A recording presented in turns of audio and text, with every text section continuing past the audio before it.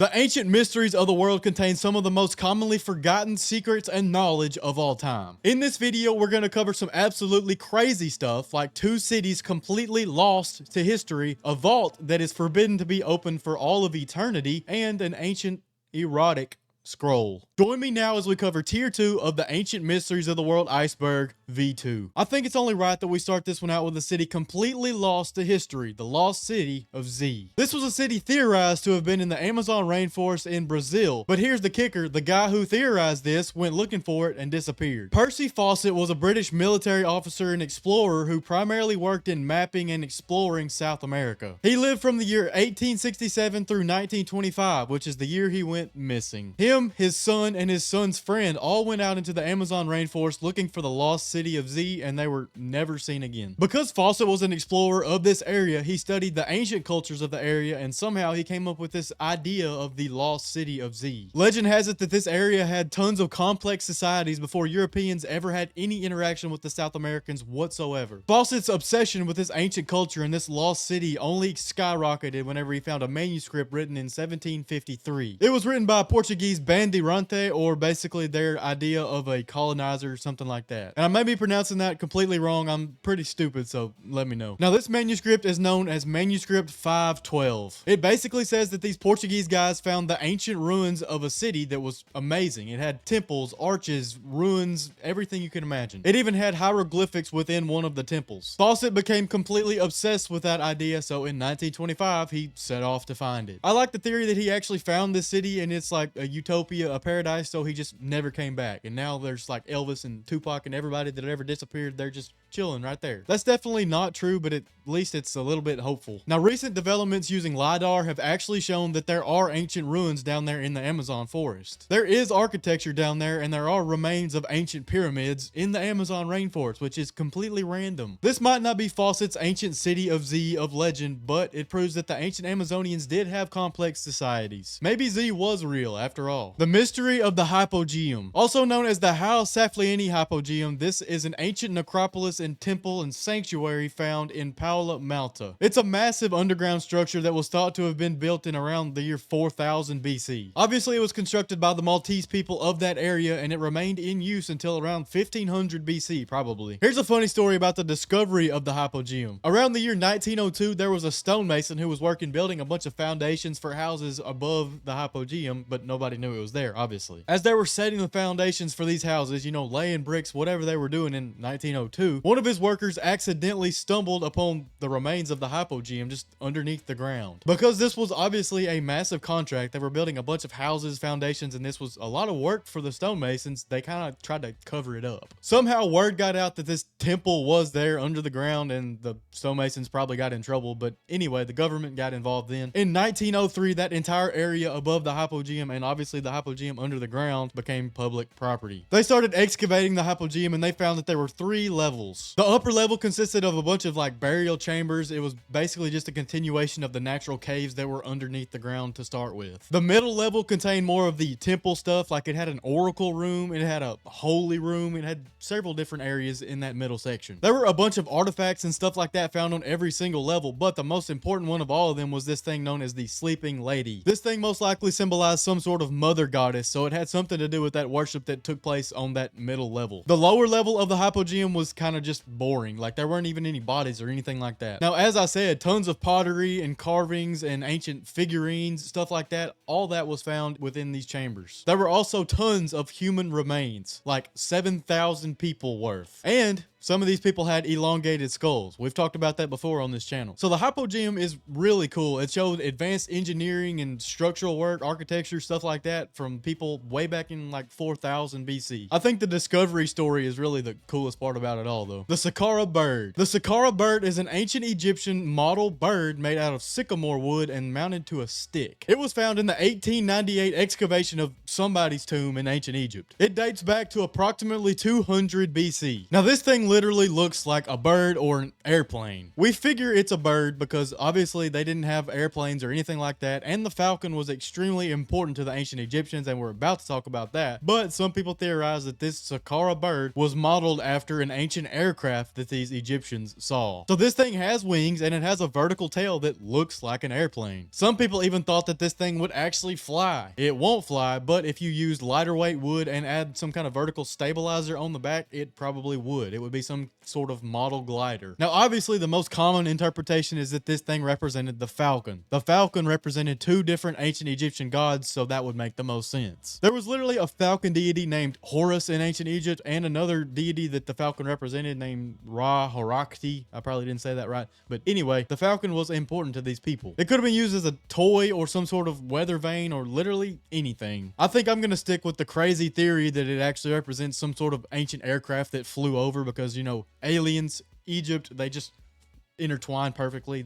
That's literally what happened. That's what we're going with. Did Herostratus really exist? Herostratus was an ancient Greek arsonist who allegedly burned down the second temple of Artemis in Ephesus. The temple of Artemis was sacred and used in worship and religion, all that kind of stuff, for many, many years before the first temple was destroyed. The first temple was destroyed by a flood, but in 560 BC, it was rebuilt into this second temple. Now, it's important to note that this second temple allegedly took over a century to complete, so it's got to be like awesome, right? Well, it was one of the ancient seven wonders of the world as written by Herodotus, not Herostratus, who burned it down. On July 21st of 356 BC, this guy Herostratus allegedly burned down the second temple of Artemis. Now, this second temple was burned down, but whether Herostratus actually did it or not is up in the air. Apparently, he did this to immortalize his name. He wanted people to talk about him and mention his name forever. To combat this and to tell the people that you literally can't just do whatever you want to be immortalized in history, the Greeks executed him and forbid his name from ever being spoken aloud ever again. Like, he couldn't be written about, his story could not be told because the death penalty would hang over those who, you know, talked about him. Also, it just so happens that this day that this temple was burned down was the exact day that Alexander the Great was born. That's going to come into play later. Now, we got to talk about whether or not this Herostratus guy was actually real or not. For the most part, we think this story of Herostratus is more of an ancient Greek parable. This guy will forever live in our memories as somebody who did whatever it took to achieve notoriety and fame, and that's a bad thing. There's literally a term, Herostratic fame, which is talking about this kind of person. Think about a streamer on Kick or something who goes out and commits crimes while live streaming it just to get some views. That's Herostratic fame. Honestly, it's been so long and we're so far removed from when Herostratus actually lived, if he did live, that we really don't know if he was real or not. Regardless of that, we can learn a lot from his story. I'm of the personal opinion that he was not real, and this is more of just a story to pass along a moral, but you think what you want to. The fact that he did this on the same day that Alexander the Great was born, and it's just a bunch of overlap and stuff like that, makes me think it was more of a story than anything. Let me know what you think down below. Just real quick, thank you so much for watching. You have no idea how much it means to me. If you're enjoying this video, hit that subscribe button. It helps me out more than you could ever know. And now, let's get back into it. Scythian ritual gold. First of all, the Scythian people were warrior nomad people that lived in the Eurasian steppe from the 8th century BC through the 2nd century BC. So think like from the old Soviet Union over here in Eastern Europe to, you know, Western Asia, all the way over to like Manchuria, China, that entire region, kind of along the area of the Silk Road. Actually, it was a little bit north of that, but anyway. They were horse archers who inspired fear in tons of people because they were so powerful. They had a lot to do with horses. It was actually kind of weird. Like, they had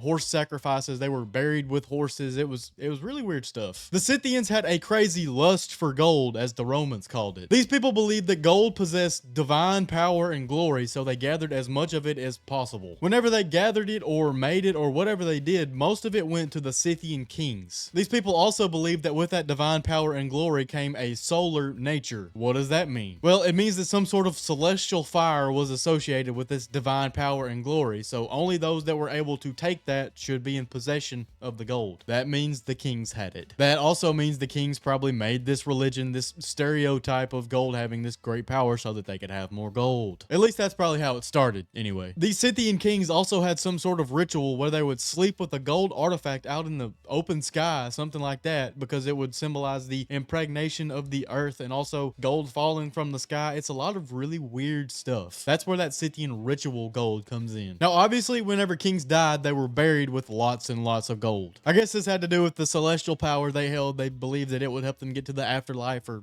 something. I really don't know. There have also been burial mounds known as kurgans found that these Scythian people created that were absolutely full of gold. Like they had gold sheets, gold clothing, gold artifacts, gold bracelets, everything you could imagine. These Scythian people were really good at manipulating gold as well. Like they were good at metallurgy. They could melt little tiny grains of gold down and make them into, you know, intricate designs, different artifacts, stuff like that. It was really cool. They were really good at it. There are these little bowl-like things that they call Scythian vessels that had crazily detailed scenes. Like, I'm going to throw these things on screen for you to see them. Just look at this for yourself and tell me these people weren't awesome. I think they even went on to influence like Greek and Persian art. So that's pretty cool also. Thonis-Heracleion. Now, Thonis and Heracleion were two different cities that were thought to be different cities, right? But they're not. They were the same place, so I'm just going to call it Thonis for ease of me saying this stuff. Thonis was an ancient Egyptian city that was founded in probably the 8th century BC or something like that. It was the original port of the Nile, you know, into Egypt before Alexandria was ever established. Thanks, Alexander. It actually may have been founded way before the 8th century BC. That's just whenever people talk about it the most. But anyway, it was a city that sunk to the bottom of the ocean. We didn't even know that it was real until we found it in 2000. This place is literally the real Atlantis, except for the fact that it was right there off the coast of Egypt. The entire city sunk into the ocean because of changing ocean currents, stuff like that. I guess it wasn't built on a very strong foundation. Actually, there were some fault lines that probably moved, and that's why it all sunk into the ocean, and that's why people thought that it was two different cities until recently. Now, in the remains of this city, over 70 ancient ships have been found sunk, which is like the largest group of ships that we've ever found sunk at the bottom of the ocean ever. There were also statues of like the first Cleopatras and the ancient god Happy or Hoppy, however you say that, and just other stuff, tons of it. Artifacts, Greek architecture because, you know, the Ptolemies, and just all the crazy stuff you might imagine would be in an ancient Egyptian city that sunk to the bottom of the ocean. This city had a large temple to Khonshu, which is, you know, the Moon Knight guy from the MCU. If you play Marvel Rivals, they say something about Khonshu. If you've seen the Moon Knight TV show, Oscar Isaac, all that good stuff. Fun fact, Hercules was also known as the Greek version of Khonshu somehow. I don't know how that got crosswired, kind of like Thoth and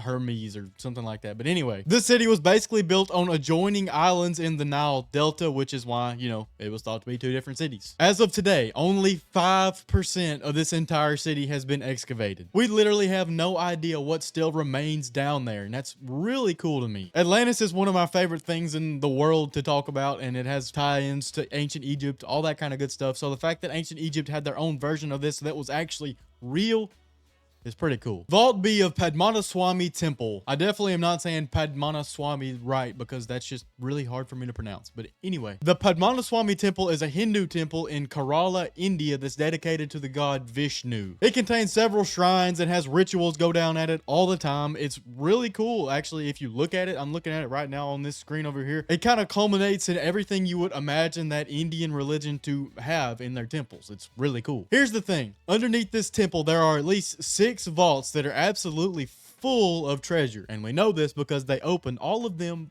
but one. They have vault A, B, C, D, E, and F. They actually also found G and H, and I don't think they've opened them yet. The government of India decided to open up these vaults in 2011, and they found literally billions of dollars worth of artifacts and gold and just crazy stuff. It says just in Vault A, there were over 102,000 artifacts found in that vault. So what's the deal with Vault B? If there's millions of dollars worth of stuff, they probably want to get it out of there, right? Well, they do want to get it out of there, but the Supreme Court of India blocked them from opening that vault because of religious reasons and superstitions and stuff like that. This Vault B is by far the largest of all the vaults. Some of this superstition is born from the fact that there are 3 doors to opening the vault, at least 3. There's an outer metal door, there's a wooden door second, and then there's another iron door. During this whole 2011 fiasco, whenever they were opening up these other vaults, they opened the first one, they opened that steel door on the outside, then they opened the wooden door, and then they tried to open that iron door, but it was jammed shut. They called a locksmith to come help them open that door, but before the locksmith came out there, the Supreme Court blocked them from opening the door. It's almost like something is protecting this vault from being opened. There's tons of superstition around it, and people think that religion is holding it back. Like the gods don't want them to open that door because something's back there. It's really cool. This is one of the coolest stories I think I've ever read about something in the real world. Obviously, we have no idea what's back there, but eventually, hopefully, we find out. Hopefully, they open it within our lifetime. Or maybe, hopefully, they don't. There might be some kind of ancient evil behind that vault door that we just don't want to be unleashed upon this world. Where is Ankhesenamun's tomb? Ankhesenamun was an Egyptian queen born in around the year 1350 BC. She was born the daughter of Akhenaten and Nefertiti, so she had like a crazy lineage. She also became the wife of the pharaoh King Tut. So yeah, she was awesome. As we all know, around the age of 18, King Tut suddenly died. This left Ankhesenamun alone as the Egyptian queen without any heir or anything. She was only 21 years old and didn't have any living children. After King Tut died, she was afraid that she was going to be forced into a marriage that she did not want with the successor of King Tut. So she wrote to the Hittite king and said that she wanted a husband. The Hittites sent an envoy over to Egypt to figure out who sent this letter because they didn't know exactly who it was. She didn't put her exact name because, you know, if somebody found out that she wasn't wanting to marry the successor, she would probably be murdered. But anyway, this envoy himself on the way to Egypt was murdered. So apparently she never got to hook up with the Hittites like she wanted to. That's basically the end of her story. That's all we know about her. But where was she buried and why is this important? Well, the fact that we don't know where she was buried and where her story ends means that, you know, she could have gone over there to the Hittites or to literally anywhere else. In Egypt, there's this area called the Valley of Kings, which has a bunch of burial mounds and tombs, whatever you want to call them, for ancient pharaohs and their families. It's theorized that she may be in there somewhere, but nobody's ever actually found her. There's a valley to the west of this Valley of Kings known as the Valley of Monkeys. It's theorized that she might be buried in there, but nobody really knows for sure. She's probably either there or in some tomb close to King Tut's that we just haven't excavated yet. But this story was awesome, so I thought it was worth sharing with you. The Turin Erotic Papyrus. I'm giggling like a little kid talking about this because this Turin Erotic Papyrus is exactly what you might think it is. It's an erotic piece of paper. They call it the world's first men's magazine. This is an ancient Egyptian papyrus that was created in around 1150 BC or so, and it shows exactly what you think it does. I'm not going to show it to you on screen because I don't think I can, but it shows men and women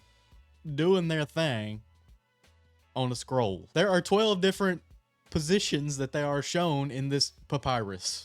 Who created this thing? I don't know. This thing was discovered in 1825 in a small village in Egypt. You need to look this scroll up for yourself because you need to see this. These phallic symbols, you know what I'm talking about, they're very large. Apparently this thing is interpreted as to having a single male protagonist, so the guy is the same in every single picture, and I don't know if the girls are the same or not. I don't even want to know. Apparently it wasn't meant to be exciting in that way, you know what I'm saying? It was more so to mock aristocracy or something like that, something political all the way back in Egypt. I'm not gonna look that far into it. I just think it's funny. There's also a part of this scroll where animals are performing human tasks, and I might can show this on screen, I don't know, but anyway, it's supposed to be funny and satirical in nature, the whole entire thing. So yeah, that was that. The Mysteries of Kefalonia Island. Kefalonia is an Ionian island in western Greece. It's got a lot of mysterious stuff about it, like a moving stone and a cave that seems to go on forever, at least the water through the cave does. But anyway, before I talk about that, I want to tell you something about Homer. If you remember Homer's story, the Odyssey, I'm sure you do, Odysseus came home to Ithaca. Ithaca has traditionally been thought to be the island of Ithaca because that's an actual Greek island. However, if you look at Homer's descriptions of Ithaca and the way Odysseus approached it, what the geography was, all that good stuff, it's probably not Ithaca. The island of Kefalonia draws a perfect comparison to the island of Ithaca from Homer's story. Now, there is a peninsula that's kind of separated by water now, but that was not there all those years ago. That's probably because of rising sea levels, something like that. This whole thing's a complete tangent, but I want you to know that the island of Kefalonia is really cool, and I truly believe that it was Ithaca from Homer's Odyssey. Anyway, let's talk about the mysteries. First of all, there are these natural pools of water called catavothres. Probably not saying that right. For centuries, nobody knew where the seawater that made up these pools was going. There were even earthquakes that hit the island of Kefalonia that seemed to have no effect on these pools of seawater. By the way, this earthquake probably had something to do with changing the geography of this traditional Ithaca island, if you're asking me, but anyway. In 1963, a group of Austrian geologists did some tests on these pools. Basically, they just added a bunch of coloring dye to this pool to see where the water came out. 14 days later, they found this colored water on the other side of the island, about 15 kilometers from these pools come out in the sea. So this water travels under the islands through some underground tunnels for